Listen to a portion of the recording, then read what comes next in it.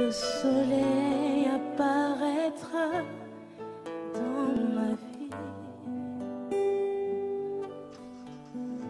et le jour se lèvera pour moi.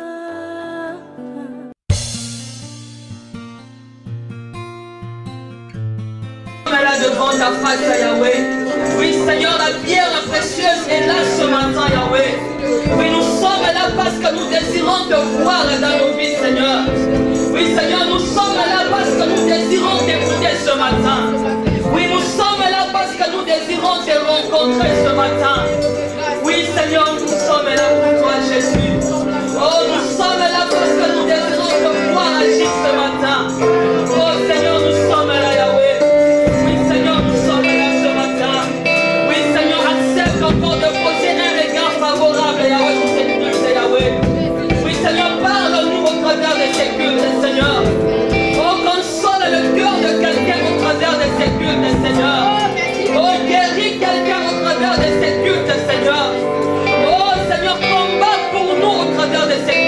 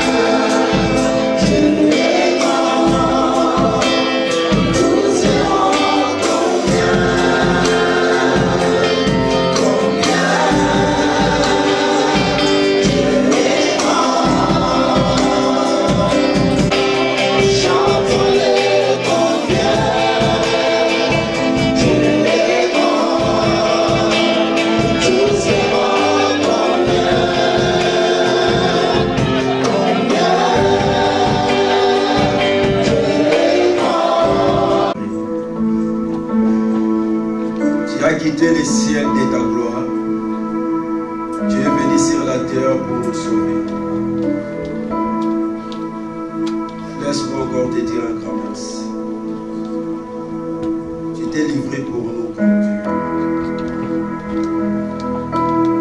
Que ton nom soit béni, Jésus. Parce que tu vas nous faire du bien ce matin. Viens régner encore au milieu de nous. Que ton règne vienne. Nous ne voulons pas les règnes humains. Nous ne voulons pas les règnes du ténèbre. Mais que ton règne vienne. Je viens encore, Seigneur, planter ta croix dans ces lieux. Je ramène tout passé, tout esprit captif à l'obéissance et à la soumission de nos puissants. Je viens détruire toute caméra ici présent au nom puissant de Jésus. Règne maître souverain Dieu. Merci. Parce que c'est toi qui vas dominer encore ce matin. Tu vas parler, Seigneur, plus profond de nos cœurs. Sois béni encore ce matin. Au nom puissant de Jésus de Nazareth. Nous avons ainsi prié. Amen. Mon thème de ce matin, ôter la pierre qui ferme l'entrée du sépulcre pour voir la gloire de Dieu. Les dimanches qui viennent, on a un jeûne et prière. Je vais nous encourager à être là parce qu'on va prier aussi pour nous-mêmes, pour nos familles, pour les enfants, nos enfants. Et je vais encourager les parents d'amener aussi leurs enfants. On va prier, prendre du temps dans la prière. Parce que la semaine qui commence là, ça commence aujourd'hui, lundi, on a déjà la semaine des prières.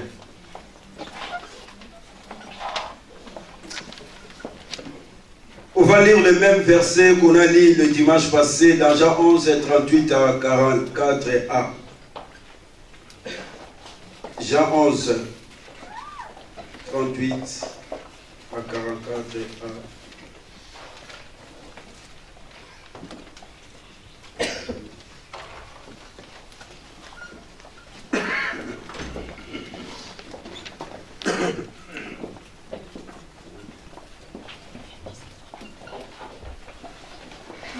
J'ai lu la parole de Dieu. Jésus, frémissant de nouveau en lui-même, se rendit au sépulcre. C'était une grotte et une pierre était placée devant. Jésus dit, ôtez la pierre. Marthe, la sœur du mort, lui dit, Seigneur, il sent déjà, car il y a 4 jours qu'il est là. Jésus lui dit, ne t'ai-je pas dit que si tu crois, tu verras la gloire de Dieu? Il ôta donc la pierre. Et Jésus leva les yeux en haut et dit, Père, je te rends grâce de ce que tu m'as exaucé. Pour moi, je savais que tu m'exauces toujours. Mais j'ai parlé à cause de la foule qui m'entoure, afin qu'il croie que c'est toi qui m'as envoyé. Ayant dit cela, il cria d'une voix forte, Lazare, Lazare, sors! Et le mort sortit. Amen. Acclamons la parole de Dieu. Ôtez la pierre qui ferme l'entrée du sépulcre pour voir la gloire de Dieu. C'est un ordre de Dieu. Le dimanche passé, j'ai parlé de ce thème. Et Marthe lui dit, il sent déjà. On parle ces derniers temps de cette famille qui a passé par le moment difficile. Pendant que je méditais encore cette parole, je me suis dit, si on pouvait même nous mettre à la place de cette famille. Prêcher, c'est bien. Lire l'histoire, c'est bien. Mais vivre l'histoire, c'est ça le problème. Si pendant quelques instants, on peut se mettre à la place de cette famille. Imagine, Pasteur Bélé, ses collaborateurs et les responsables de l'église. Et toi qui es ici, tu pries à la pierre précieuse ainsi que toute ta famille. Et tu as eu un problème, ton frère est malade. Tu as téléphoné, le pasteur Béni. Maman Josiane a reçu le message, a transmis au pasteur Béni. Tu espérais que le pasteur va venir parce que le pasteur vient passer du temps dans ta maison avec ses collaborateurs ainsi que les responsables de l'église. Quand il vient chez toi, tu le prépares, il mange, ils sont bien chez toi. Et voilà maintenant, il y a un problème dans ta maison. Tu as téléphoné le pasteur ne vient pas. Lazare va mourir.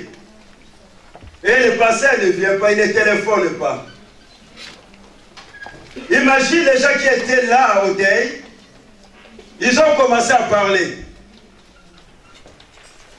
Marie mange toujours à l'église la pierre précieuse. Chaque jour, elle nous parle de leur église. Que dans leur église, il y a de l'amour. Et voilà maintenant, elles ont eu des problèmes. Même pas le pasteur a téléphoné, ni ses collaborateurs. Personne n'est venu les rendre visite. Même ces gens vont dire que le pasteur, ce n'est pas un homme de Dieu. Quels sont des pasteurs? Et toutes ces paroles affectaient Marthe et Marie. Parce qu'on est des humains.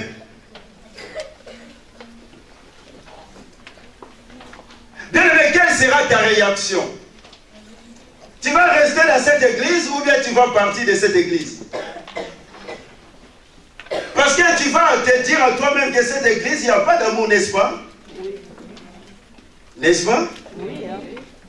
Parce que moi, j'ai des problèmes, je donne la dîme, je donne des offrandes.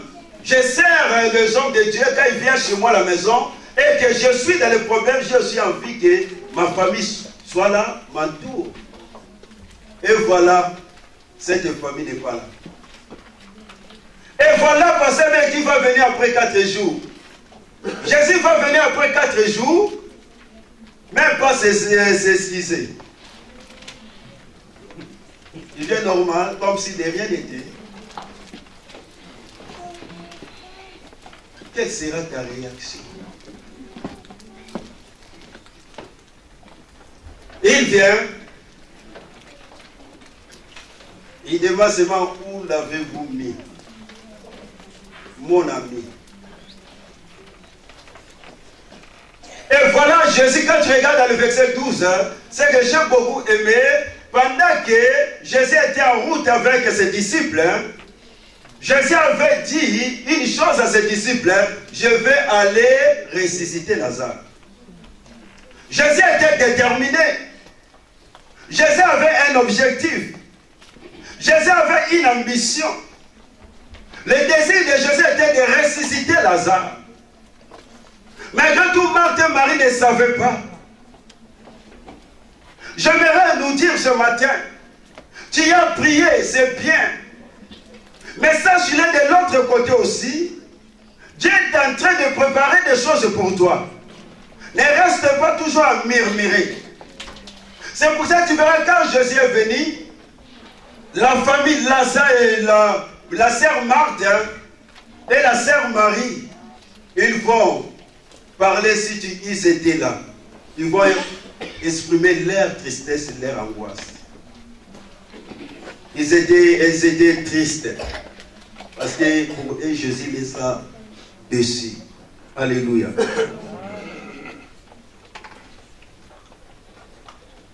Voilà, Jésus va venir. Ils vont leur poser la question, où l'avez-vous mis? Et ils vont dire à Jésus, viens et vois. Jésus va aller avec ses disciples, avec les membres de la famille, avec les sœurs de Lazare. Il va aller là où était Lazare, dans le cimetière. Et Jésus va arriver là-bas, avec une ambition, avec un objectif, avec un but de ressusciter Lazare. Et voilà, il arrive, mais il y a un problème encore au cimetière. La Bible dit qu'il y avait une pierre, une grosse pierre qui était à l'entrée du sépulcre. Oh, voilà Jésus qui vient pour donner la solution. Voilà Jésus qui vient pour répondre aux besoins de la famille. Mais Jésus va rencontrer un problème encore au cimetière. Jésus attend que Dieu ne pouvait rien faire. Jésus était comme bloqué. Parce que le problème, ce n'était pas Lazare. Le problème, c'était la pierre. La pierre qui séparait Jésus avec celui qui était mort à l'intérieur. Jésus était à l'extérieur. Parce que Jésus est venu pour Lazare. Lazare était à l'intérieur, Jésus était à l'extérieur. La pierre séparait Jésus et Lazare. Mais Jésus était capable d'envoyer même ses anges d'enlever la pierre. Jésus pouvait même ordonner la pierre de se déplacer. Mais quand tu regardes ces textes, Jésus n'a pas prié avant. Jésus a prié seulement lorsque la pierre était ôtée. Jésus, il est venu pour ressusciter son meilleur ami. Mais Jésus ne pouvait pas prier son Père pour ressusciter Lazare à cause de la pierre. Parce que c'est la pierre qui était le problème, qui empêchait la résurrection de Lazare. Aujourd'hui, on ne vit pas la main de Dieu. Aujourd'hui, on voit plus clair dans notre vie parce qu'il y a des pierres dans nos vies qui empêchent Jésus d'agir dans notre vie. On peut crier, on peut pas prier, bien aimé. On peut adorer. Mais s'il y a cette pierre dans ta vie, Jésus ne peut rien faire dans ta vie.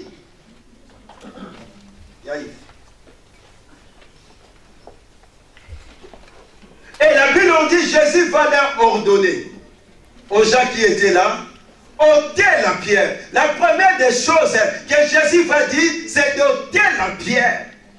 Pour que Jésus puisse entrer en contact avec le mort. Ce matin, je viens te dire, tu ne peux pas voir la gloire de Dieu si tu n'ôtes pas la pierre qui est à l'entrée de ton cœur. Il va dire, ôtez la pierre. Jésus ne peut pas nous demander quelque chose qui nous dépasse, qui dépasse nos capacités, qui dépasse nos potentiels.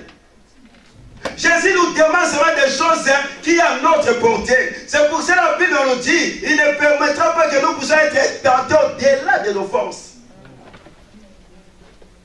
Quand Jésus te demande quelque chose, il sait que tu es capable. Jésus ne fera jamais ce que toi tu peux faire. La puissance de Dieu ne sera jamais déployée dans ta vie du moment que Dieu sait que toi-même tu es capable de le faire. Quelque chose. Je donne un exemple. Jésus ne te donnera pas du travail. Il y a déception. Jésus ne te donnera pas du travail du moment que tu es toujours à la maison au lieu d'aller déposer des CV dans des agences terribles. Toi, tu ne veux pas aller chercher du travail, tu restes à la maison, tu dis que le travail va tomber du ciel. Je ne sais pas moi, mais je crois bien que c'est impossible. Tu vas faire ta part, Jésus aussi va faire ta part. Quand tu vas mettre, bien aimé, déposer les CV, c'est alors que Jésus va t'aider, intervenir. Tu ne mets pas le dossier à la prophétie, tu pries Dieu, tu pries, tu jeûnes, tu pries, ça ne sert à rien. Mais le dossier, prie Dieu, Dieu va intervenir. Il y a toujours la part de Dieu, la part des hommes. Bien aimé, Dieu sait que tu es capable. Jésus va demander aux gens qui étaient là d'ôter la pierre. Parce que Jésus savait, même si la pierre était grosse, Jésus savait qu'ils étaient capables. Jésus sait de quoi il s'est investi en nous. Il connaît, et Dieu n'abandonne pas bien, ne néglige pas le travail de l'homme. Dieu veut toujours collaborer avec l'homme. Dieu veut toujours associer l'homme dans ce qu'il fait. Nous sommes ouvriers avec Dieu. Alléluia. Ôtez la pierre pour voir la gloire de Dieu. Jésus ne pouvait pas ressusciter Lazare parce qu'il y avait une pierre qui empêchait Jésus d'agir. Il fallait que la porte soit ouverte pour que Jésus agisse dans la vie de Lazare, pour que Lazare puisse écouter la voix de l'Éternel. Ôtez la pierre. Le dimanche passé, Dieu nous a parlé d'une pierre. J'aimerais citer quelques pierres que Dieu m'a données pour voir si on a ces pierres dans nos vies, on ne peut pas voir la gloire de Dieu. Souvent, on néglige ces pierres. Or, ces pierres, quand sont dans nos vies, mais tu peux même aller en enfer.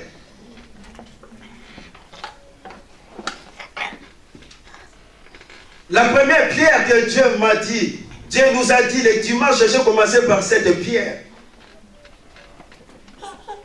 Si nous voulons voir la résurrection, on peut beau crier, chanter, louer, adorer, mais tu ne verras jamais la main de Dieu.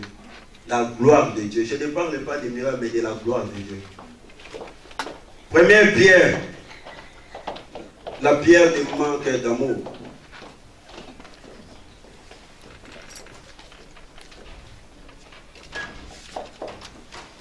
La pierre du manque d'amour. Quand tu regardes dans le verset 3, 5, la Bible nous dit que Jésus aimait Lazare. Jésus aimait aussi Marthe et Marie. Jésus n'aimait pas seulement Lazare, mais Jésus aimait chacun personnellement. Les membres de cette famille. Dieu nous aime. Dieu aime tout le monde. Quand Marie et Marthe ils ont prié, ils ont envoyé la lettre, ils ont dit à Jésus, celui que tu aimes. Ils ont rappelé à Jésus l'amour que Jésus portait à Lazare. Pour que Jésus vienne intervenir à cause de cet amour. Alléluia. Et cet amour va pousser Jésus à faire le voyage, à se déplacer pour Lazare. À cause de l'amour. Bien aimé, l'amour ça se vit. Aujourd'hui, bien aimé, on parle que j'aime, mais l'amour est accompagné des actes. C'est pour cela que Jésus va aller jusqu'au bout à cause de son ami. Il va aller jusqu'au cimetière là où Marthe avait dit, il sent déjà. Jésus était même capable d'aller bien aimé sentir l'odeur de Lazare à cause de l'amour. La Bible dit, Dieu a manifesté son amour. Il a envoyé Jésus mourir à la croix pour nous à cause de l'amour. Et Jésus s'est livré, bien aimé, à la croix à cause de l'amour. La Bible nous dit, celui qui aime est de Dieu, connaît Dieu, demeure en Dieu. Jésus nous a aimés les premiers. C'est pour ça que nous devons nous aimer les uns les autres. Est-ce que tu aimes ton frère, ta sœur? C'est ça le problème. On peut beau crier que j'aime. Mais dans ton cœur, tu aimes ton frère, ta sœur. Écoute ce que la Bible me dit. Parce que l'amour a ses caractéristiques. L'amour a ses caractéristiques. Jésus dit, pour l'amour de Sion, je ne me tairai point. Pour l'amour de Jérusalem, je vais agir. À cause de l'amour, Jésus est venu ressusciter Lazare. À cause de l'amour. J'aime dire que l'amour doit être le fondement de nos vies, de nos couples. L'amour, bien aimé, doit être le fondement, c'est la référence des chrétiens. Mais aujourd'hui, il y a plus un point d'amour. Écoute ce qu'un Corinthiens 13 nous dit. 1 Corinthiens 13. Quelques caractéristiques de l'amour. Je l'ai dit le dimanche passé, j'aimerais encore nous rappeler quelques principes ou caractéristiques. C'est que l'amour agent. La Bible nous dit, première des choses, l'amour est patient. Patiente. La charité patiente. L'amour est patient. J'avais dit que être patient vis-à-vis de ton frère, de ta sœur. Être patient pour ton frère qui vient de commencer la vie chrétienne. Il est comme un bébé qui commence à marcher. Il y a des moments où il peut tomber. Tu dois être là à ses côtés pour l'aider à bien marcher. Tu dois prendre du temps. Tu ne peux pas obliger ton frère qui vient de se convertir et d'avoir la même spiritualité avec toi les mêmes jours. Amen. La patience est très importante envers ton frère et ta sœur. Est-ce que tu es patient envers ton frère et ta sœur? Est-ce que je suis patient? Aujourd'hui, bien aimé, il n'y a plus de patience. Si tu as l'amour, tu dois être un homme et une femme patient envers ton frère et ta sœur. Parce que j'avais dit les 4 premières caractéristiques de l'amour, ça parle, bien aimé, c'est les caractères envers l'autre. La patience. Même pour toi-même, tu dois être patient. Même si aujourd'hui tu n'as pas réussi, bien aimé, tu dois être patient. Aujourd'hui, on a beaucoup de problèmes, j'avais déjà dit. Beaucoup, bien aimé, ils ont brisé des étapes. Tellement, bien aimé, ils n'osent même pas aller s'inscrire là dans des écoles de conduite. Ils ont préféré aller au Leclerc, au Carrefour pour chercher seulement les permis là faciles à garer, la poussière. Tellement tu n'as pas besoin de payer 1000 et quelque chose. Il brille des étapes. Attends ton tour, frère et sœur. Attends ton tour. Aujourd'hui, je parle bien. Aujourd'hui, il y a beaucoup qui se fait engrosser pour avoir les séjours. Ce n'est pas ça. Attends ton tour. Chaque chose a son. Ça cause de manque de patience. Aujourd'hui, on a Ismaël. La patience, bien aimé, c'est très important. Attends ton tour. Ne sois pas pressé. Quand tu es trop pressé, tu dis que Dieu est incapable de réaliser sa promesse dans ta vie. Deuxième chose, l'amour. On nous dit, elle est pleine de bonté, dans d'autres versions serviable. Quelqu'un qui a trop de sympathie envers l'autre. La compassion. J'ai dit les dimanches passés, soyons des serviteurs les uns les autres. Jésus nous a montré, bien aimé, l'exemple. Il est venu servir, bien aimé Dieu. Il est venu, bien aimé, même laver les pieds de ses disciples. Bien aimé, tu sers Dieu comment? Par défi ou par amour? Aujourd'hui, il y a beaucoup qui viennent servir Dieu pour se faire voir. Non, on sert Dieu par amour. Même dans nos maisons, nous devons servir Dieu par amour. Aujourd'hui, même dans leur maison, nos jeunes, quand papa, maman la voit quelque part, tu vois dans leur cœur c'est déjà fermé. Le visage s'est fermé. Nous devons servir par amour. La Bible en dit, troisième chose, la charité n'est pas envieuse. La charité n'est pas enviée. L'amour n'est pas envié. Être envié veut dire se vouloir ce que l'autre possède. Être jaloux, avoir de la haine envers l'autre. Parce que l'autre moderne, parce que l'autre prêche, parce que l'autre a acheté telle chose, tu es jaloux de lui. Ce n'est pas ça l'amour. Tu veux que ça soit toujours toi. Tu es jaloux des autres. Parce que Dieu a béni tel, au lieu de se réjouir de la bénédiction de ton frère et de ta sœur, mais toi dans ton cœur, tu es jaloux.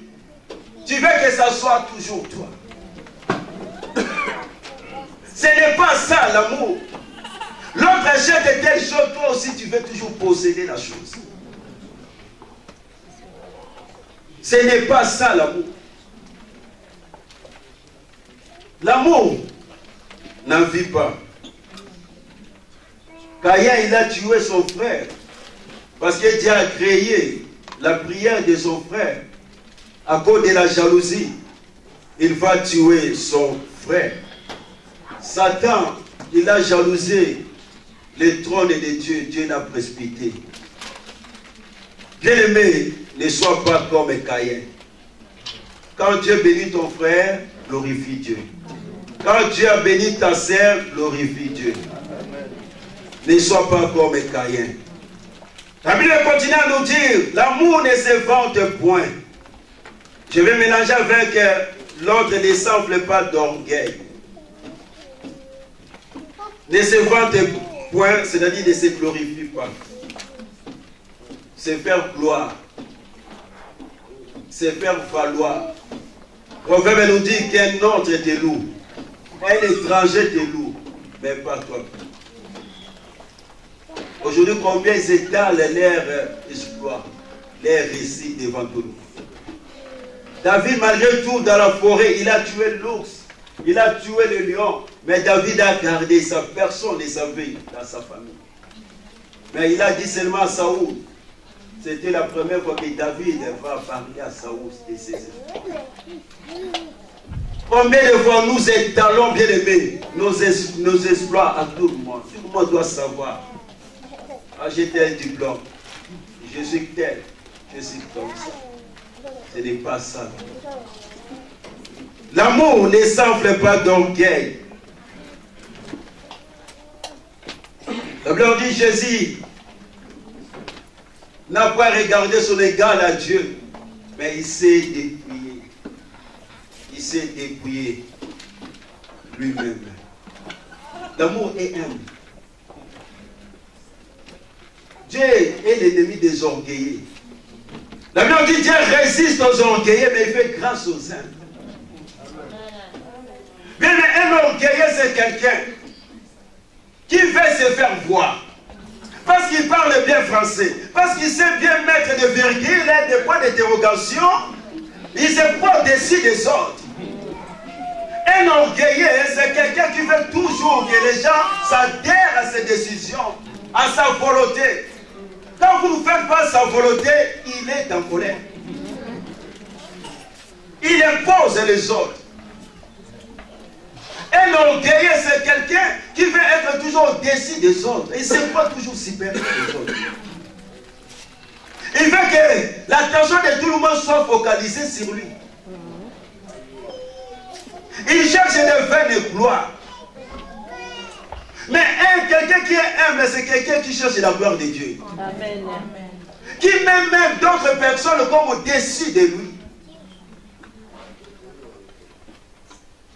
L'orgueil, l'amour ne s'enfle pas d'orgueil. Les orgueilleux n'aiment pas qu'on les corrige. Essaye de lui faire des reproches.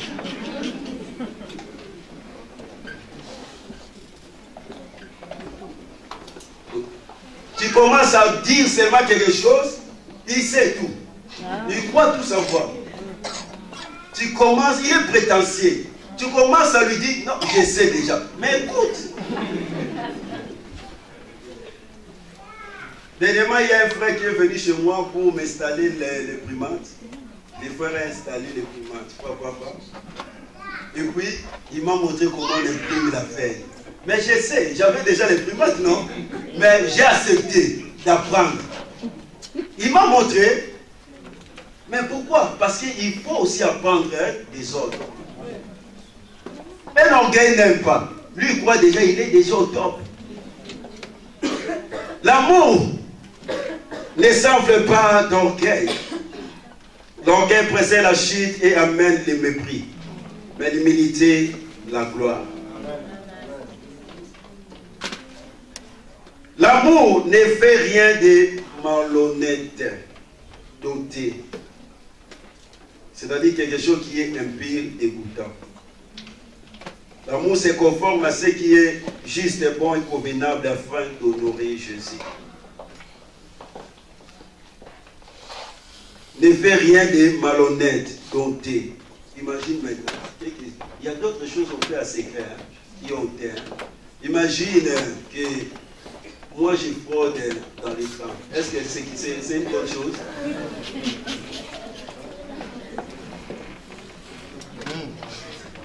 Alléluia. Amen. Quand tu fraudes, on sait que celui-là, c'est là, il prie à la pierre précieuse. Est-ce que c'est quelque chose de bien? Non. On t'attrape aussi devant tout le monde.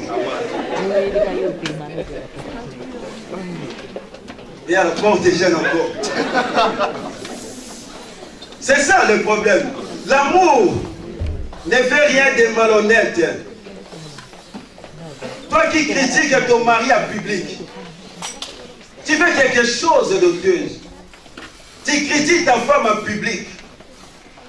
Il y a une sœur qui m'a appelé. Pendant que je parlais avec cette sœur sœur était au marché, je crois bien, avec son mari. Elle va me dire, papa, attends, parce que là, maintenant, son mari écrit la critique devant les enfants. C'est pas bien. Elle m'a dit, papa, même mon mari n'a même pas de respect envers moi. Même ses enfants aussi ont commencé à me critiquer. Non, l'amour ne fait rien de ôter. L'amour ne cherche pas son intérêt, c'est-à-dire l'intérêt des autres. Quelqu'un qui n'est pas égoïste. Beaucoup disent toujours d'abord moi. Comme j'ai dit le dimanche passé, chacun pour soi, Dieu pour tous. S'il n'a qu'à souffrir, il n'a qu'à souffrir. Ce n'est pas ça l'amour. Jésus est venu s'occuper des affaires de son Père. Aujourd'hui, tu vois ton frère dans le besoin, dans des problèmes, mais toi, tu veux toujours toi. Ce n'est pas l'amour. Écoute ce que la Bible dit dans 1 Jean 3, 17. Si quelqu'un qui possède le bien de ce monde voit son frère dans le besoin et lui ferme son cœur, comment l'amour de Dieu peut-il demeurer en lui? N'aimons pas à parole et avec de beaux discours, mais en acte et en vérité. Tu possèdes des biens de semence et que tu vois ton frère dans la souffrance. Si tu ne lui donnes pas, l'amour de Dieu ne demeure pas en toi. Écoute ce que la Bible nous dit, bien aimé, dans Ésaïe 58, 7 à 11. La Bible nous dit, partage ton pain avec celui qui a faim et fais entrer dans ta maison les malheureux sans asile. Si tu vois un homme, n'y couvre-les et ne détourne pas de ton semblable. Alors ta lumière poindra comme l'aurore et ta guérison germera promptement. Ta justice marchera devant toi et la gloire de l'Éternel t'accompagnera. Alors tu appelleras et l'Éternel répondra. Tu crieras et il dira, me voici. Le partage. L'amour nous pousse à partager. Jamais Jésus n'était pas égoïste. Il va partager son Père avec nous. Aujourd'hui, on appelle notre Père, le Père de Jésus-Christ de Nazareth. L'amour nous pousse à partager avec les autres. Écoute encore ce que la Bible nous dit. Dans Matthieu 25, la Bible nous dit, verset 34. Alors le roi dira à ceux qui seront à sa droite, venez vous qui êtes bénis de mon Père. Prenez possession du royaume qui vous a été préparé dès la fondation du monde. Car j'ai eu faim et vous m'avez donné à manger. J'ai eu soif et vous m'avez donné à boire. J'étais étranger, vous m'avez recueilli. J'étais nu et vous m'avez vêtu. J'étais malade et vous m'avez visité. J'étais en prison et vous êtes venus vers moi.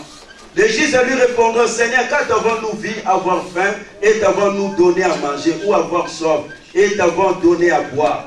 Quand avons-nous vu étranger et t'avons-nous recueilli, ou ni et t'avons-nous vêtu? Quand avons-nous vu malade et en prison et sommes-nous allés vers toi?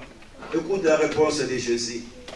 Et le roi leur répondra, je vous l'ai dit en vérité, toutes les fois que vous avez fait ces choses à l'un de ces plus petits de mes frères, c'est à moi que vous les avez faites. L'amour consiste à donner. L'amour consiste à rendre visite à l'autre. L'amour consiste à accueillir même quelqu'un qui n'a pas de toi. Quand ton frère est malade, quand ton frère est endeuillé, est-ce que tu téléphones, tu vas? C'est ça le problème. On peut dire on a de l'amour, même le frère et la sœur. Jésus a dit, tout ce que tu fais à l'autre, tu fais à Jésus. On peut faire souffrir les autres, on oublie qu'on fait souffrir Jésus. L'amour. L'amour consiste à donner. Dieu nous a bénis. Dieu t'a béni. Est-ce que tu donnes des offrandes? Est-ce que tu payes ta dîme? Tout ça, ça fait partie de l'amour. Quand on aime, on donne. Alléluia. L'amour ne s'irrite pas. Ne se met pas en colère. Combien de fois on se met en colère? Se mettre en colère, ce n'est pas un péché. N'est-ce pas? Mais si cette colère commence à démérer, ça devient violent. Là, tu donnes accès au diable. Éphésiens 4 nous dit. J'étais allé voir quelqu'un. On parlait avec sa maman. Pour réconcilier la maman et la fille. Maman a demandé pardon. Oh, maman était innocente. C'était le problème, c'était la fille. Mais j'ai dit à maman, demande pardon, comme ça tu vas aider ta fille à te demander aussi pardon. Maman a demandé pardon.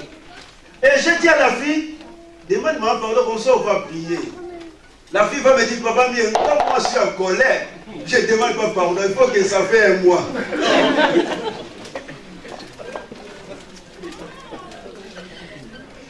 Ça peut même prendre un mois pour pardonner. J'ai dit à la sœur, mais tu viens à l'église, non? Tu as passé par les autres baptêmes. J'ai dit, la mort peut venir d'un moment à l'autre et tu vas aller en enfer. Ah, mais si je vais aller en enfer, je n'ai qu'à aller en enfer. J'ai dit, oh, mais qu'est-ce qu'on vient faire à l'église? L'amour, bien aimé, ne s'irrite pas. Même si on touche à ta réputation, tu ne peux pas te mettre en colère. C'est grave, hein? Même si on te critique, tu ne peux pas te mettre en colère, garder cette colère.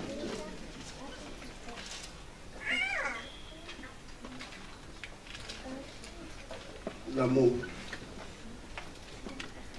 Il ne soupçonne pas le mal. Souvent quand on voit seulement deux personnes, un frère avec une sœur, ah là là là là là là là, on soupçonne déjà.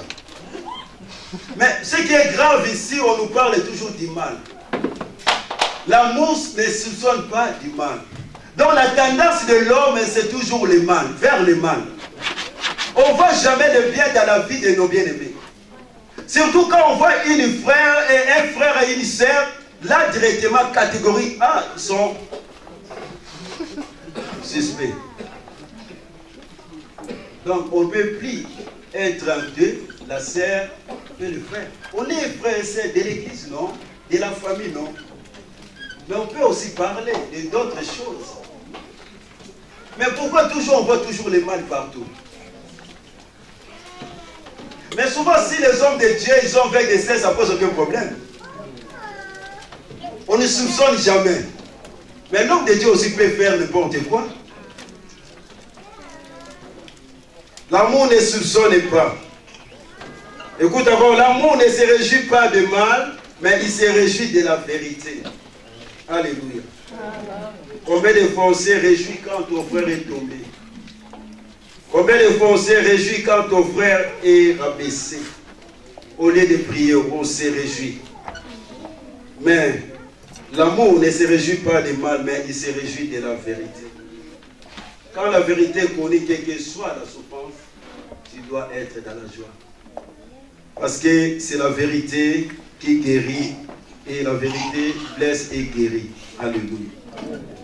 La Bible dit l'amour pardonne tout. Surtout ça. Le pardon, on dit c'est une puissance qui libère. Mais c'est le point faible des chrétiens. C'est là où le diable nous tient. Le pardon, c'est rétablir la relation entre deux êtres rompus à cause d'une offense. Quel que soit ce qu'on t'a fait, quel que soit, bien aimé, des critiques, tu dois pardonner. Même si on t'avait humilié en public, tu dois pardonner. La Bible on dit dans Matthieu 6, verset 12, on va voir beaucoup de versets pour nous aider. Comme ça, à la maison, tu peux aussi partager avec ton mari. 6, 12. Pardonne-nous nos offenses comme nous aussi nous pardonnons à ceux qui nous ont offensés. La conjonctive est comme, de même que, ainsi que. Par là, Dieu voulait nous dire, nous n'avons pas le droit de demander son pardon du moment que nous ne sommes pas disposés à pardonner les autres. C'est pour cela que cette phrase est tellement bien aimée, importante. Hein? Jésus va reprendre ça dans le verset 14. Écoute ce que Jésus dit. Si vous pardonnez, si vous pardonnez aux hommes leur offense, votre Père Céleste vous pardonnera aussi. Mais si vous ne pardonnez pas aux hommes, votre Père ne vous pardonnera pas non plus vos offenses. Il y a ainsi, il y a une condition. La Bible ne dit pas à moitié, hein, mais tout. Tout. Tout. Pardonner, ce n'est pas un choix facultatif, mais c'est un ordre de Dieu. Et nos pardons doivent être sans condition. Si tu ne pardonnes pas, Dieu ne te pardonnera jamais. Et si Dieu ne te pardonne pas, tu vas dans l'enfer. Imagine bien aimé tout ce qu'on a fait Job. Job, on l'a humilié. Job, on l'a critiqué. Et ses amis même, ils ont dit à Job, il n'était pas sincère. Mais quand tu regardes Job 42, la Bible dit Dieu a rétabli Job. Et ce n'est pas parce que Job s'est vengé. Mais la Bible dit parce que Job a pardonné et a prié pour ses ennemis. C'est alors que Dieu va bénir Job. Même Joseph de même. Dieu va bénir Joseph du moment où Joseph a pardonné à ses frères. Mais le temps que tu ne pardonnes pas, Dieu ne peut pas te pardonner. J'avais dit, voilà, ce n'est pas seulement celui qui est coupable et doit pardonner à l'autre. Même toi qui es innocent, pour aider l'autre aussi à reconnaître ses fautes. Jésus qui était Dieu, il était innocent, il a prié pour les coupables. Aujourd'hui, on a le pardon de Dieu. Il y a beaucoup de gens qui se disent, lui et moi, c'est fini jusqu'à la mort. Dieu lui pardonnerait jamais. Il y avait encore une sœur, parce que c'est toujours des sœurs. Il y a une sœur qui a endetté chez l'autre. Toi qui endettes, il faut payer aussi. L'autre ne voulait pas payer la dette. Et l'autre sœur a quitté la pierre précieuse à cause de ça. Je suis allé voir la sœur, c'est l'école d'aujourd'hui, c'est là. La sœur va me dire, non, je ne viendrai plus à la pierre précieuse parce que je ne vais pas voir la sœur. Il est parti ailleurs. J'ai dit à la sœur, mais si l'autre sœur aussi te suit là où tu pries maintenant. Ah, si il me suit là-bas, je vais changer encore d'église. J'ai dit, mais il faut parler. Il dit, papa, ne moi jamais. Jamais je ne parle. Moi, toujours avec ma réponse. Si la mort vient, tu vas aller en enfer. Je préfère aller en enfer. Le manque de pardon. De pardon. Bien aimé, tu dois pardonner. L'amour, tu dois pardonner. On dit on aime Dieu. Elle esquisse tout, elle croit tout, elle espère tout, elle supporte tout. Je reviendrai avec ça après. Est-ce que tu as vraiment l'amour avec ces petites pierres que je viens d'énumérer? Envers ton frère, envers Dieu. Jésus dit, si tu m'aimes, tu dois garder mes commandements. L'amour nous pousse à garder les commandements de Dieu.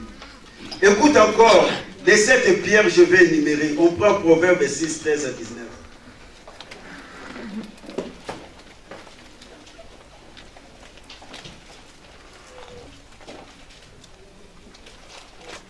Proverbe 6, 13 à 19.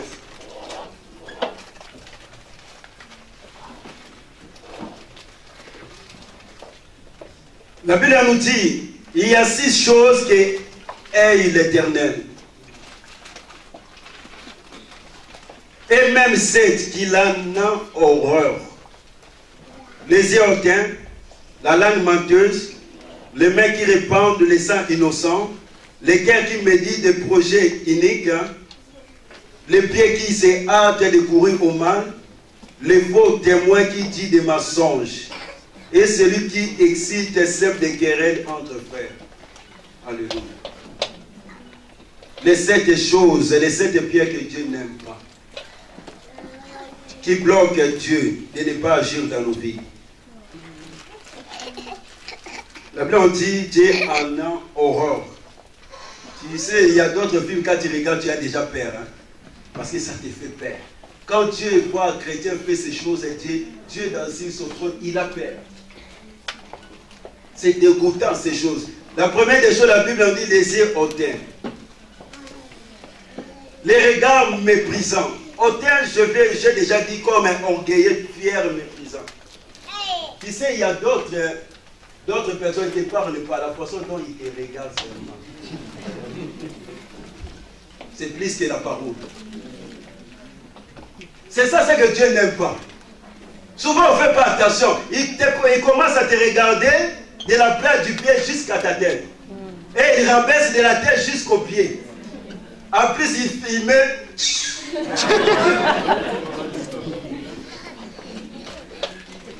Dieu n'aime pas. Souvent on ne fait pas attention. Tu méprises ton frère. Dieu n'aime pas que tu puisses mépriser quelqu'un. Parce que Dieu donne à la personne de la valeur. Parce que la personne est créée à l'image de Dieu. Mais toi tu viens maintenant pour mépriser cette personne. Tu méprises Dieu sans le savoir. Avec quel regard tu regardes ton frère, ta sœur? Tu les regardes bien, mais même les chiens ont plus de valeur que l'autre pour toi. Dieu n'aime pas. Quand tu fais ces choses-là, même si tu pries, Dieu ne peut pas te voir. Les regards méprisants, tu ne peux pas négliger ton frère, ta sœur. Deuxième chose, c'est la langue menteuse. Ce qui est facile aujourd'hui pour des chrétiens, c'est les mensonges. Or, la Bible dit c'est Satan qui est le père Quand tu commences à mentir, tu deviens l'enfant de... La langue menteuse. Combien de fois tu es en couple avec ton mari, tu déclares à la cave que tu es une femme seule?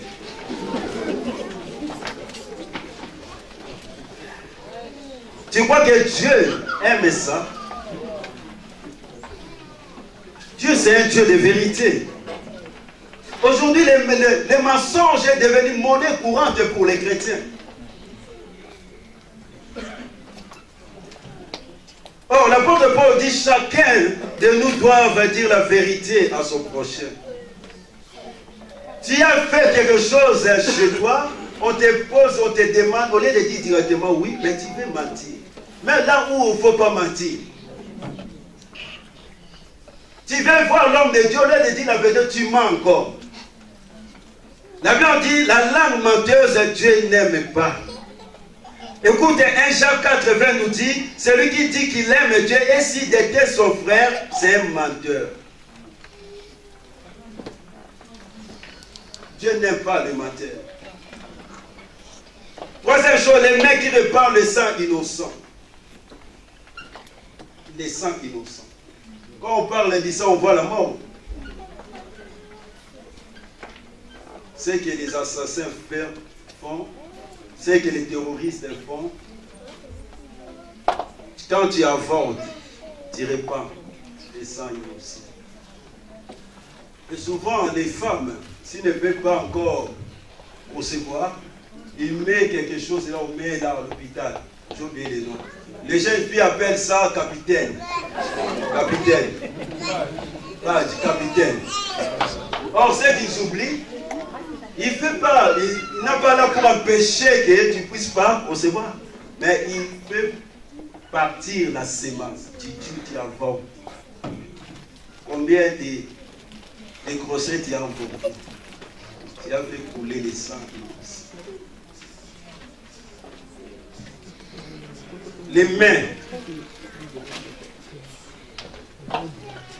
La Bible nous dit, écoute, c'est que la Bible nous dit, tu peux aussi tuer ton frère, ta sœur, pendant qu'il est vivant. Écoute ce que la Bible me dit. Dans 1 Jean 3:10.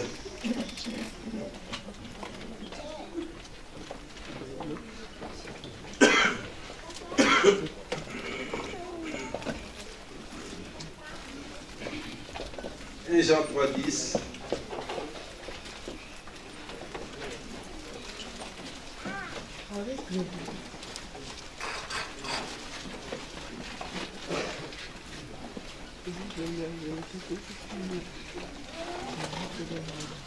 Jean 3:10, la Bible nous dit.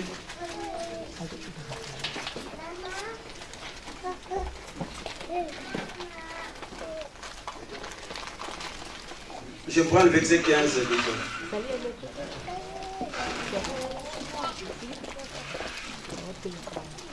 Verset 14. Nous savons que nous sommes passés de la mort à la vie parce que nous aimons les frères. Celui qui n'aime pas son frère demeure dans la mort. Quiconque haït son frère, c'est un meurtrier. Et vous savez qu'aucun meurtrier n'a la vie éternelle demeurant en lui. Quand tu n'aimes pas ton frère, quand tu n'aimes pas ta sœur, tu es déjà un assassin, tu l'as déjà tué dans ton cœur. Dieu te considère comme un assassin. Avec un sorcier, tu es pareil. Avec un assassin, tu es pareil. Mais qui répand les sangs innocents. Toi qui fais aussi de la masturbation, c'est pareil. Tu cherches. C'est le fait pour une personne de se procurer soi-même du plaisir sexuel à l'aide de ses mains ou d'un objet. Combien des enfants tu as tués? Dieu n'aime pas ça. Pour faire plaisir, utilise tes mains. Celle, Dieu n'aime pas ça. Tu es un criminel pour Dieu. Les guerres qui méditent des projets iniques ou forment de mauvaises intentions, projets plans qui préparent de mauvais coups. Qui préparent de mauvais coups. C'est-à-dire dans ton cœur, Tu es bien. Le dimanche passé, j'avais dit sur les hypocrites. Tu rigoles avec, tu y es avec, mais dans son cœur, il avait déjà préparé de mauvais coups. C'est-à-dire, tu es avec quelqu'un, vous parlez ensemble, vous causez ensemble, mais dans son cœur, il prépare déjà de mauvais coups contre toi. Même dans nos maisons aujourd'hui, papa prépare de mauvais coups contre sa femme. Et la femme aussi pareil. Vous rigolez ensemble, mais dans ton cœur, il y a pas. Qu'est-ce que tu prépares pour ton église? Qu'est-ce que tu prépares pour les autres? Tu as déjà commencé à préparer des choses. Mais c'est que nous oublions que la Bible dit que Dieu sont les reins et les cœurs. Même si ton mari, même si ta femme, même si tes enfants ne savent pas, mais Dieu voit le cœur. Dieu n'aime pas des cœurs qui méditent des projets uniques. Psaume 66, Jésus nous dit, si j'avais eu de mauvaises intentions, le Seigneur ne m'aurait pas écouté. David est qui nous dit, quand tu as de mauvaises intentions dans ton cœur, Dieu ne peut pas t'exaucer. Dieu ne peut pas t'écouter. Ton cœur doit être pur, sincère. Dieu aussi a des projets, mais des projets bien aimés envers nous, des projets de paix, de bonheur et non de malheur. Écoutez ce que Psaume 24, 3, 4 nous dit. Psaume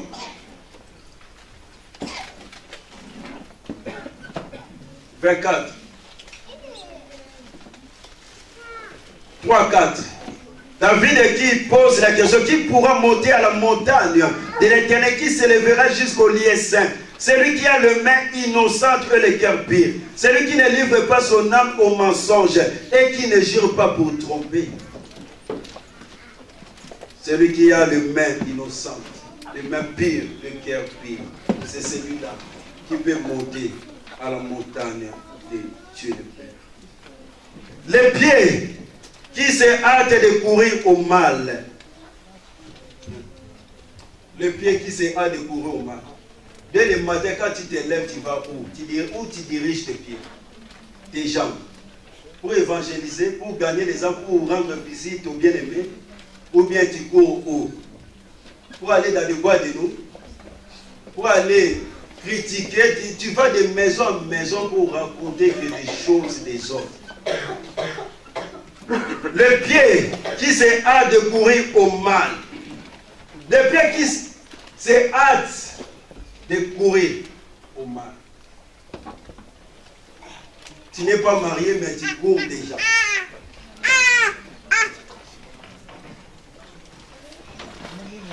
Tu peux venir à l'église avec des gens, tu viens pour quel but? Pour séduire les hommes, pour draguer des filles. Dieu n'aime pas les pieds qui se hâtent de courir au mal.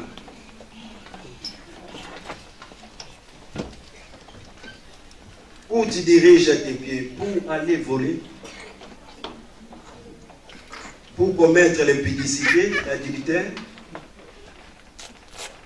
ou bien pour encourager les autres. Quand tu regardes, Dieu a parlé du main, Dieu a parlé du pied, il a parlé de la bouche, il a parlé du yeux, il a parlé du cœur. Tout ça, c'est les membres du corps. Écoute, maintenant ce que la Bible dit, 1 Corinthiens 6, 15. Il y a ici, tu peux balancer 1 Corinthiens 6, 15 et 19 à 20.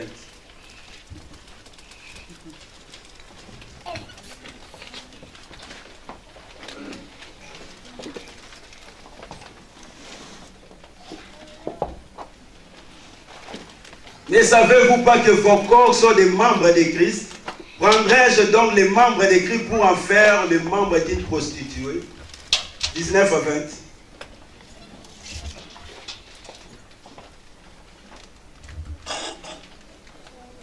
Ne savez-vous pas que votre corps est le temple du Saint-Esprit qui est en vous, que vous avez reçu de Dieu, que vous ne vous appartenez point à vous-même? Nous devons utiliser les membres du corps pour la gloire de Dieu et non pour la gloire de Satan. Parce que notre corps, c'est le temple du Saint-Esprit de Dieu. tes mains, tes jambes, ta bouche, bien-aimé, tes yeux, ton cœur doit être utilisé pour la gloire de Dieu. Parce que notre corps ne nous appartient pas, c'est à Dieu. Je n'ai jamais vu, je ne crois pas que Dieu va amener quelqu'un pour faire l'impudicité. Jamais.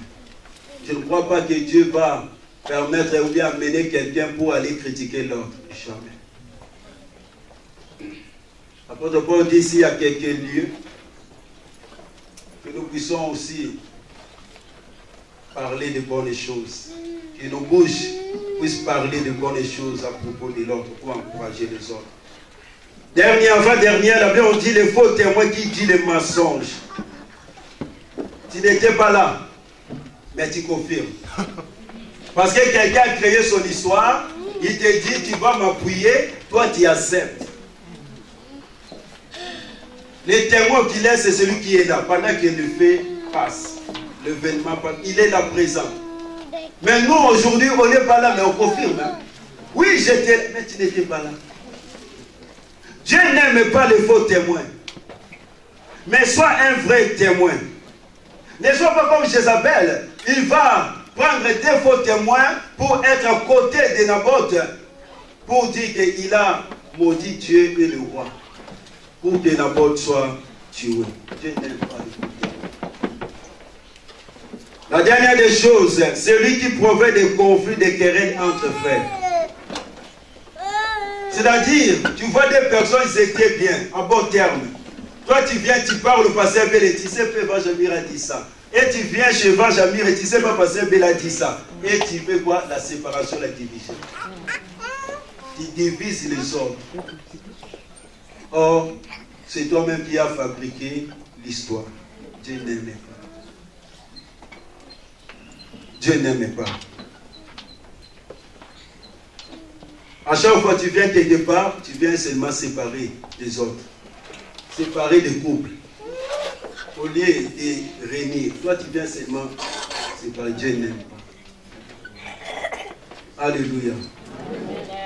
J'aimerais finir. On va prendre Galates 6. Je vais finir par là. Et on va continuer notre message. Il y a beaucoup de pierres. J'aimerais toucher ce qui est important, on néglige. Mais ça va nous amener en enfer.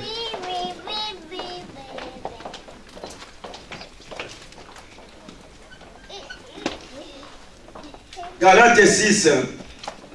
La Bible me dit dans le verset 19, Galates 5 plutôt, 19 à 21.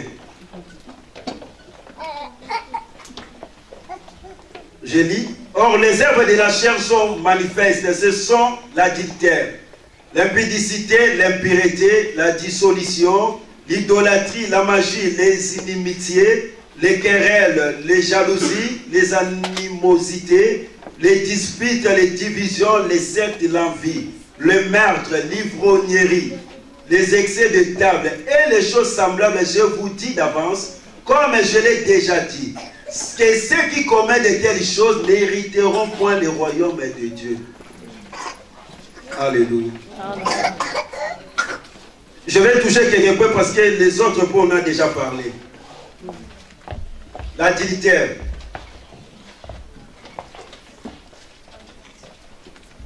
C'est quelqu'un qui est marié, mais ils sont encore avec une autre personne à l'extérieur. Quelqu'un qui est infidèle envers son mari, envers sa femme.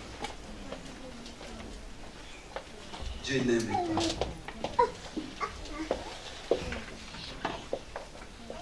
Et l'impudicité ou la fornication, c'est-à-dire avoir des relations sexuelles hors avant le mariage. C'est-à-dire tu n'es pas marié, tu fais comme si tu es marié. Tu n'es pas marié, mais tu vas et tu couches avec un homme et une femme. Tu vas aller en enfer. C'est marqué, ce n'est pas moi. On a dit ensemble, nous. Et déjà, si tu vas aller en enfer, tu crois que Dieu va te bénir? Tu n'es pas marié, quand on vous dit, garde ton corps. C'est le temps du Saint-Esprit. Toi, tu crois que nous, on est jaloux de toi. Non. Parce que nous, on a compris, on veut t'aider. Parce que quand la mort viendra, tu vas aller en enfer. Laisse-moi vous dire la vérité. Souvent, on cherche seulement des versets qui nous plaisent. L'impudicité, la fornication. Tu viens avec la fille d'autrui. Honore aussi cette fille. Ne la mène pas en enfer. Parce que l'impudicité, la Bible nous dit, c'est les rapports sexuels avant le mariage. Tu n'as pas le droit de montrer ta nudité à tout le monde avant le mariage.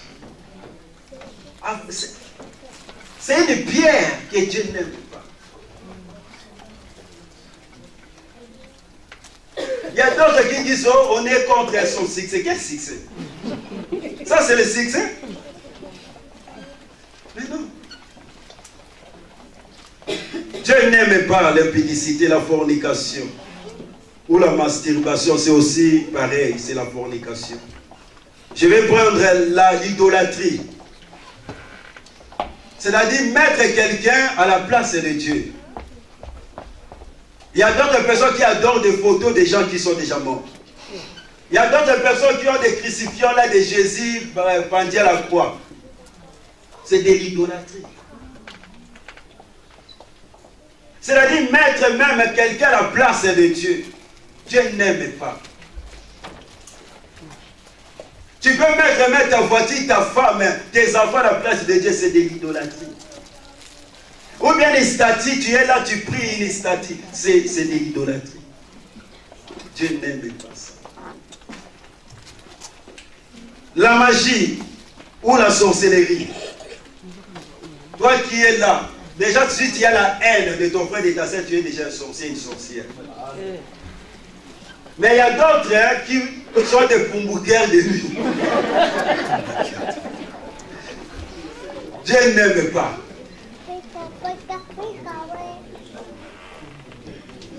Il faut abandonner, c'est aussi une pierre. Dieu n'aime pas les sorciers. La Bible va plus loin en disant qu'un magicien sorcier ne peut pas vivre. Il faut les lapider. Il faut les tuer. La sorcellerie. Si tu es sorcier, répands-toi.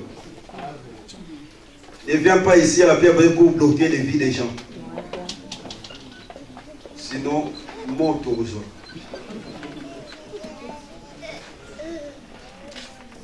On prend les deux dernières, l'ivrognerie. C'est quelqu'un qui boit trop. Celui qui a l'habitude de s'enivrer. Mais c'est grave, pasteur. Je viendrai sur l'alcool parce que j'ai un message précis avec des versets de la Bible. Mais Dieu n'aime pas l'ivrognerie, les witch, les mouscadors, les...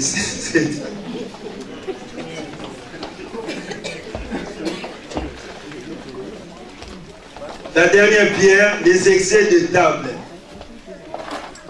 Même pour ta nourriture, tu vas aller le faire. C'est grave. C'est marqué là, non? Ah, c'est ça. Les excès de table. Tu es rassasié, mais tu dépasses. Oh là là. Tout ça, Dieu n'aime pas. Ce sont des pierres. Il faut ôter pour voir la gloire de Dieu. Même pour ta nourriture à toi. Ça va t'amener en enfer. L'environnement aussi peut être une pierre pour toi. Là où tu vis, là où tu fréquentes. Tu peux lire ça à la maison parce que je vais continuer mon message. Psaume 1:1. La Bible nous parle. Et des personnes aussi, comme on a vu sur Marthe, peut être un blocage pour toi. Genèse 13:14. Dieu pouvait aussi bénir Abraham là où il était en Mésopotamie, mais Dieu va dire à Abraham de quitter. Donc il y a d'autres milliers, quand tu es là, ça devient comme une pierre. Dieu ne peut pas te bénir. Et il y a aussi d'autres personnes comme Abraham, hein, il va marcher quand Dieu lui a dit de quitter. Abraham, il a quitté, mais le problème d'Abraham était avec Lot. Lot est devenu comme une pierre pour Abraham.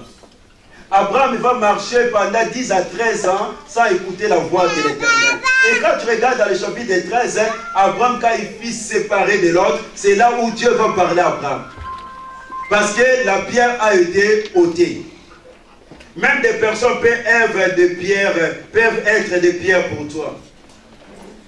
Même la désobéissance aussi. Dieu n'aime pas.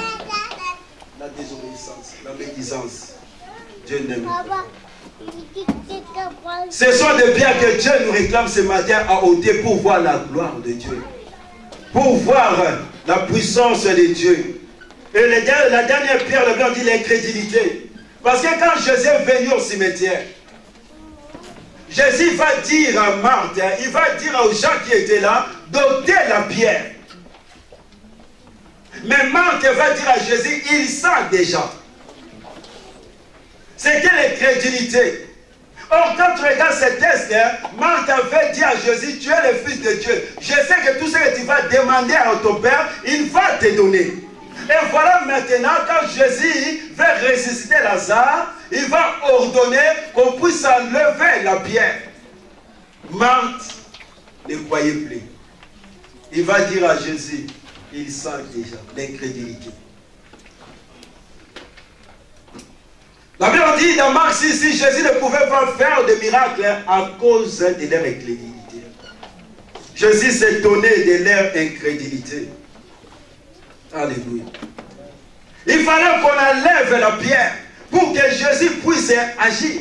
Jésus va dire à Marthe, Marthe, ne t'ai-je pas dit, si tu crois, tu verras la gloire de Dieu. La première des choses que Dieu nous réclame pour voir la gloire de Dieu, c'est d'ôter la pierre. La pierre qui est à l'entrée de nos cœurs. Bien aimé, on peut crier Alléluia, on peut crier Amen. Mais s'il y a ces pierres, il y en a aussi d'autres. Toi-même, tu sais, s'il y a ces pierres en nous, bien aimé, on ne peut pas voir la gloire de Dieu. Tu peux me dire, j'ai des enfants, j'ai des voitures, j'ai des choses. Les païens aussi en ont, non? Mais je ne parle pas de miracles, je te parle de la gloire de Dieu. Alléluia. La gloire de Dieu est la différente manifestation de la présence divine d'une façon surnaturelle. Même Moïse a dit, fais-moi voir ta gloire. Les disciples à la montagne, ils ont vu la gloire de Dieu. Le souhait de Dieu n'est que nous puissions voir sa gloire. Nous puissions palper sa gloire. Mais on ne peut pas palper la gloire de Dieu tant qu'il y a encore des pierres en nous. La gloire, d'après les dictionnaires, c'est la renommée, l'éclat, l'estime, la popularité, le succès, la grandeur, la splendeur et la célébrité. Tant que ces choses sont en nous, Lazare ne peut pas sortir. Tant que ces choses sont bien aimées dans nos cœurs, Lazare ne peut pas sortir. Mais le verset 41, la Bible en dit, ils vont bien aimer, obéir à l'ordre divin. Jésus dit, ôtez la pierre. Et ces gens, ils vont ôter la pierre, ils vont obéir. L'obéissance, c'est très important, frères et sœurs. L'obéissance nous ouvre la porte.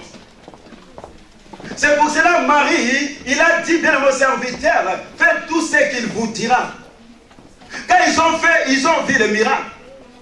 L'obéissance, c'est très important. Nous devons obéir à Jésus. Nous devons obéir, bien aimé, à l'ordre divin. La Bible dit, si tu attends, ça va n'indixe pas ton cœur. L'obéissance à l'ordre de Dieu. La pierre peut être aussi dans cette église, peut être aussi dans nos maisons. Aujourd'hui, cette pierre nous sépare, bien aimé, dans nos maisons. Tu vas voir la maman et le papa, il n'y a pas de dialogue, il n'y a plus de relations. À cause de cette pierre, tu verras les enfants vers les parents, il n'y a plus de relations à cause de cette pierre. Parce que cette pierre nous empêche d'aller vers Lazare. Même dans nos églises, il y a cette pierre qui nous sépare les uns les autres. La pierre de manque d'amour qui nous sépare, qui nous empêche d'aller vers l'autre. Jésus ne pouvait pas avoir des contacts, des relations avec Lazare tant que la pierre était encore là. Jésus, il va leur demander seulement d'ôter la pierre. Il n'a pas dit de ressusciter Lazare. Parce que Jésus savait qu'ils sont incapables de ressusciter Lazare. Mais Jésus va leur dire seulement d'ôter la pierre parce que Jésus savait qu'ils sont capables. Ce matin, j'aimerais dire à quelqu'un, tu es capable d'enlever la pierre qui bloque ton cœur, qui est à l'entrée de ton cœur. Tu es capable. Jésus sait que tu es capable. Ce n'est pas Jésus qui a enlevé la pierre. Parce que quand tu regardes la prière de Marthe et Marie, c'était que celui que tu aimes. Jésus est venu pour Lazare. Jésus n'était pas venu pour la pierre. Parce que la pierre, c'est les gens qui ont mis. C'était leur coutume, quand quelqu'un meurt, on met la pierre à l'entrée. Ce n'était pas Jésus. Il y a d'autres choses, ce n'est pas Jésus qui fera à ta place. Tu dois ôter la pierre. Parce que c'est cette pierre qui met le stop, qui nous sépare entre nous. La pierre de manque, bien-aimé, d'amour. Et ils vont accepter l'ordre divin. Quand ils ont enlevé la pierre, la voie sera libre. Ils vont donner à Jésus l'accès maintenant. Pour que Jésus soit en contact avec les morts. Pour que Jésus soit en contact avec Lazare. Mais tant que tu ne donnes pas à Jésus l'accès, il n'y a rien qui se passera dans ta vie. Tu ne verras jamais la gloire de Dieu.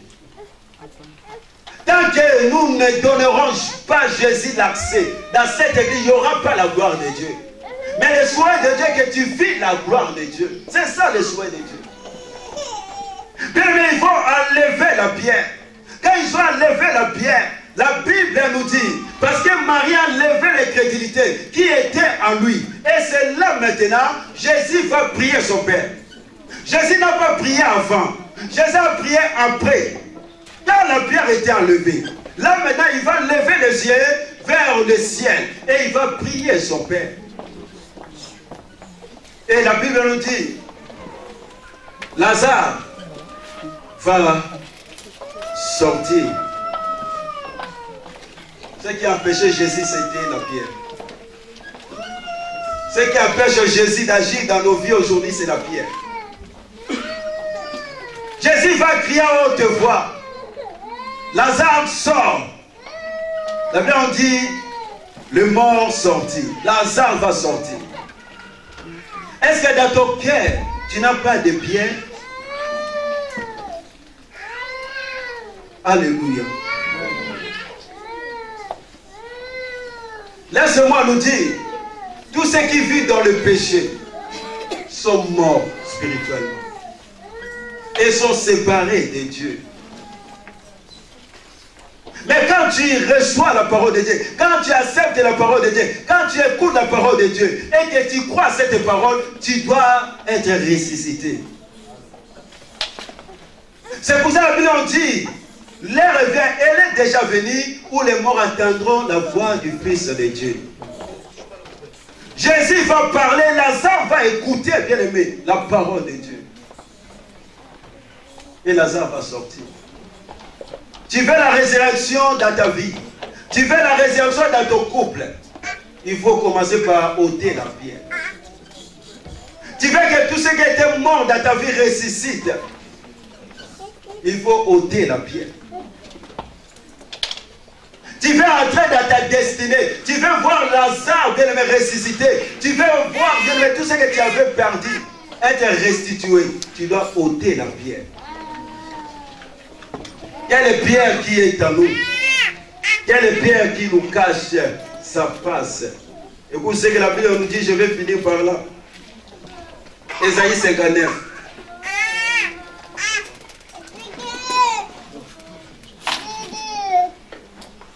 Ésaïe 59, verset 1 à 4.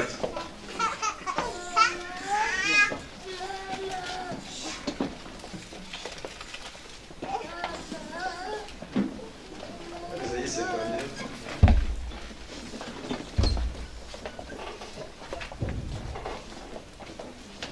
Non, la main de l'Éternel n'est pas trop courte pour sauver, ni son oreille trop dure pour attendre. Continuez. Mais ce sont vos crimes qui mettent une séparation entre vous et votre Dieu. Ce sont vos péchés qui vous cachent sa face et la peine de vous écouter. Quand vos mains sont souillées de sang et vos doigts des crimes. Vos lèvres prophètent des mensonges, votre langue fait entendre l'iniquité. Ni ne se plaint avec justice, ni ne plaide avec droiture. Ils s'appuient sur des choses vaines et disent des faussetés. Ils conçoivent le mal et enfantent les crimes. Mais 1 Jean 3, 5. Je vais clôturer par là.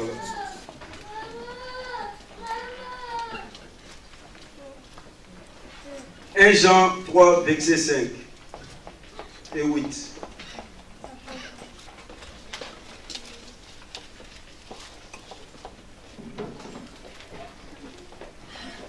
Or, vous le savez, Jésus est apparu pour ôter les péchés. Il n'y a point à lui des péchés.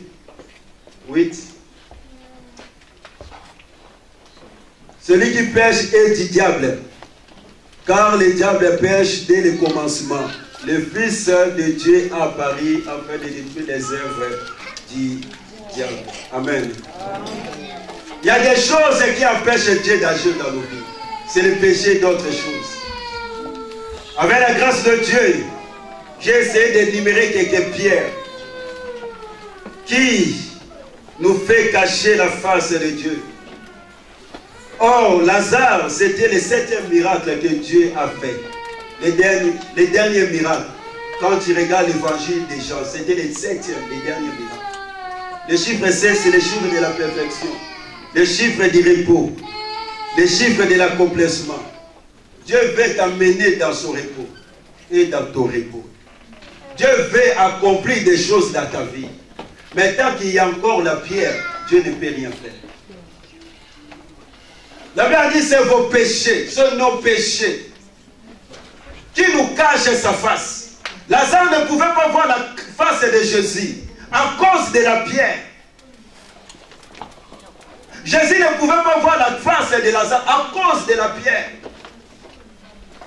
Mais quand la pierre était bien ôtée, c'est par là que Lazare va voir Jésus. Jésus va voir Lazare.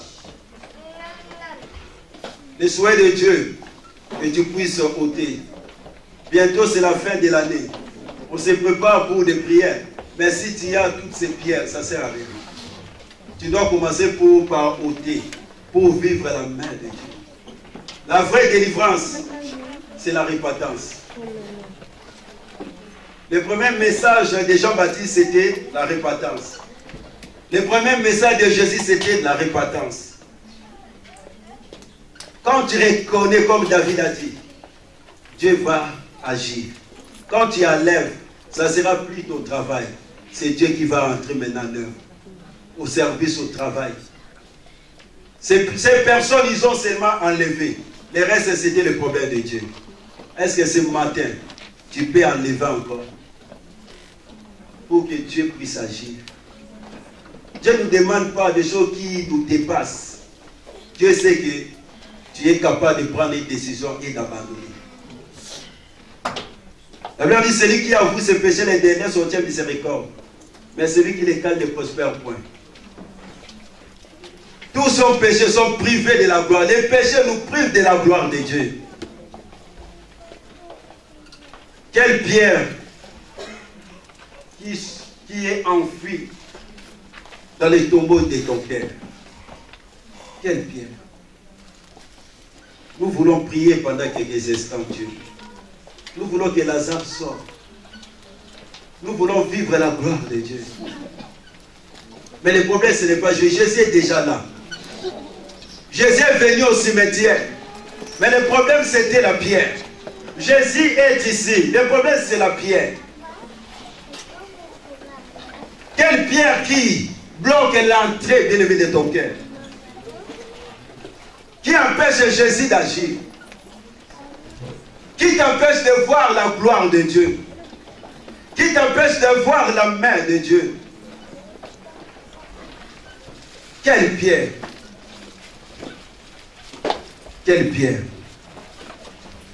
Si on peut courber nos fronts. Chacun s'est retrouvé quelque part. Voilà pourquoi il nous reste une possibilité d'ôter la pierre. La Bible dit, Celui qui garde ses péchés ne prospère pas. Mais celui qui l'avoue et les délaisse obtient miséricorde. Et la Bible dit, si vous disiez que vous n'avez pas de péché, vous êtes de menteurs. Et vous prenez Dieu comme un menteur. Mais si vous le confessez, il est juste et fidèle pour vous pardonner. Voilà pourquoi nous allons nous prosterner encore devant Dieu. Nous allons dire à Dieu, oui, nous ne sommes pas dignes. J'ai mis devant le sépulcre, j'ai mis devant toi et moi une pierre qui m'empêche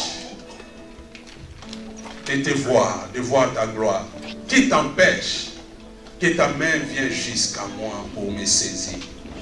Parce qu'il faut que toi tu me donnes la main, il faut que toi tu me donnes la parole pour que je voie ta gloire. Mais s'il y a une pierre, voilà pourquoi ce matin je me prosterne devant toi. Je vais encourager quelqu'un de se lever, je vais encourager quelqu'un de s'agenouiller, je vais encourager quelqu'un de prier.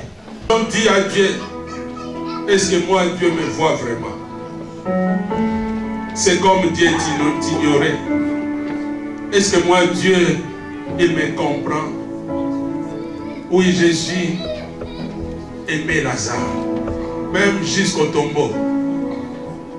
Il n'est pas celui qui recule de son amour. Son amour est encore présent. Voilà pourquoi je vais prier, tu vas prier. Tu vas dire, oui Seigneur, ôte cette pierre de doute ce matin. Cette pierre d'incrédulité, la doute qui a installé l'incrédulité en moi. Je ne vois pas que Jésus peut ressusciter. Je ne vois pas que Jésus est le maître de temps. Si Lazare, ça fait 4 jours, Jésus est le commencement. Il est là, l'ancien des âges. C'est celui qui avait permis aux ossements de sécher, de reprendre vie.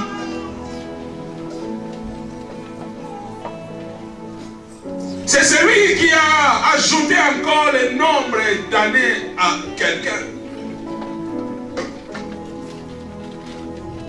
Pourquoi aujourd'hui, moi, dans la pierre précieuse, je doute de ces dieux? Je me suis installé dans ma situation. J'ai installé mon frère, ma soeur dans sa situation. Nous allons ôter la pierre. Nous prions ensemble. Seigneur.